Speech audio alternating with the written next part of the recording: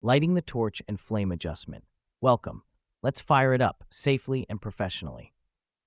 When brazing copper in air conditioning systems, using the torch correctly is essential. This class covers how to safely light your torch and adjust the flame for HVAC work. Safety first. Before anything else, wear gloves, safety glasses, and long sleeves. Keep a fire extinguisher nearby. Have a spray bottle with water to control flare-ups. Make sure you're working in a ventilated space, away from flammable materials. Torch setup.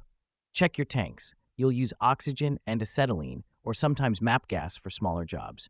Check all hoses and fittings. No cracks. No leaks. Use soapy water if needed to test for leaks. Open acetylene valve slightly on the tank. Do not open it all the way. Acetylene should only be cracked open.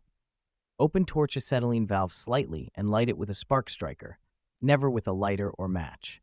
Flame adjustment. Once it's lit, you'll see a yellow, smoky flame. That's too much acetylene. Open the oxygen valve slowly on the torch handle.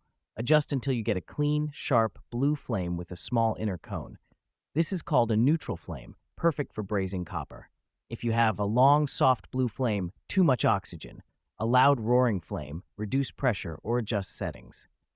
Best flame for HVAC. Use a neutral flame with a short cone, hot enough to melt alloy, but not so hot that you burn the copper or overheat joints. Keep your torch moving when brazing, and never point the flame directly at sensitive components.